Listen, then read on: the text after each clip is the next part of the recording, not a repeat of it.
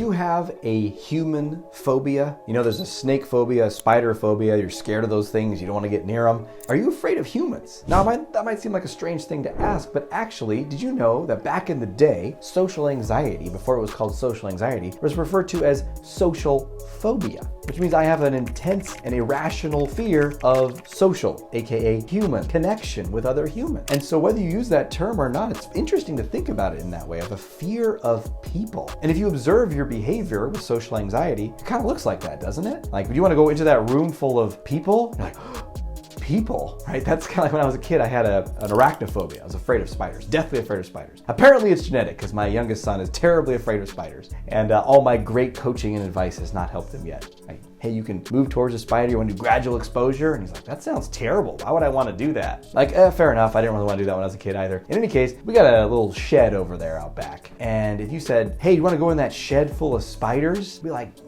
no.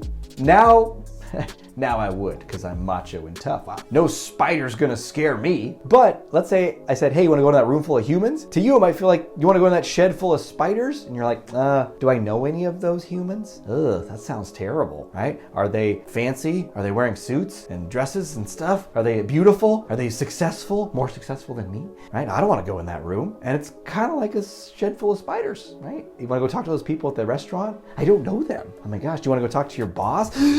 I definitely have a phobia of my boss. There's probably an official term for that, bossophobia. Anyway, we have a fear of people. Now, what's helpful is to break this down, because that might sound scary or depressing to feel like you're afraid of humans, because that's who you're gonna mostly connect with and have all your relationships with is humans. I mean, you have maybe some dogs and cats, but for the most part, it's with humans. So if you're afraid of them, you're kind of screwed. But here's the good news. You're not actually afraid of humans. You're afraid of a certain type of interaction with humans, which is rejection or social disapproval or dislike. You also might have a fear of connection, which is kind of a mind fuck, but here, stick with me, because there's a fear of rejection. I don't want to get hurt emotionally. I see people with social anxiety are also afraid of connection, because if I go more connected, more deep, I'm going to get hurt even worse. So it's really the same fear underneath, which is a fear of being hurt by being not loved, by being rejected, or maybe being taken advantage of. Something bad's going to happen with people. And so we get this fear of people, and the best way to steer clear is just not interact with people. Then I'll make sure I won't get hurt. And that's what social anxiety is all about. It's about hiding to not get hurt. And that might be hiding by not leaving your house, but it also might be hiding in plain sight. So you're around people and you're quiet and you're small in your body language and you don't draw much attention to you. And I call this hiding in plain sight, because that's a very common pattern for social anxiety. In any case, what you're most afraid of is that rejection, that negative, painful, emotional experience. And the problem is, you, like with all phobias, are predicting it is way more likely than it is. So if I were to ask my 8-year-old son, hey, you wanna go in that shed full of spiders? We know what he's gonna say, no. What's your prediction of the likelihood that one of those spiders is gonna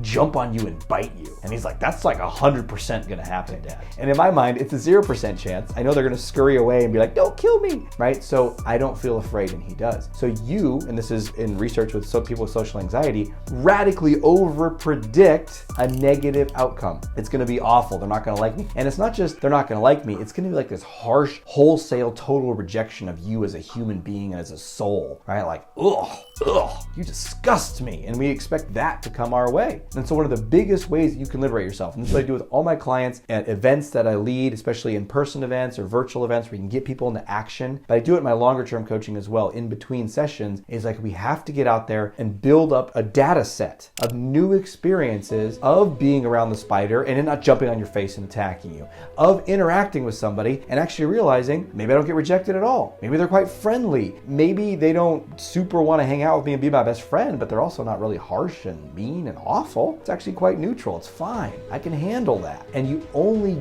get that when you do the exposure, which is like true for any phobia. So if I tell my son, hey, you can go in the shed with me and we'll look at the spiders, or even less than that, let's look at that spider in the corner of the room. Let's just stand 2 feet away from it and see if it jumps on us. And he's like, no, I don't want to do that, right? And then so the fear remains. Not that big of a deal for him. He's 8 years old and it's not limiting his life in any way. But where is the fear of humans limiting you in your life? I mean, for me, when I lived in the cage of social anxiety, that's the reason I use that term, is it felt like a cage. It really was. I was limited. It wasn't a physical cage, but it was an emotional, energetic, behavioral boundary. that prevented me from putting myself out there, connecting with people, and living the life that I really wanted. So if you want to shift this, the key here is you got to get a new data set. You got to test out again and again and again and again what actually happens, not my prediction. And you'll realize humans aren't so bad. They don't pounce on your face and bite you when you go interact with them. And that includes deeper connection as well. It's the same process for developing deeper relationships. If you have a fear of trust with other people, it's slowly moving in. Beautiful. So I hope this serves you. If you want specific step-by-step action steps and a community and guidance to really make this shift possible, definitely go and check out Confidence University on my site. Go to draziz.com and check out the Confidence University under products. You can also click down in the description below to learn all about Confidence University. We've been revamping it and have an awesome new thriving community you can interact with, get support to make sure that you make these changes. Because you might watch this video and be like, yeah,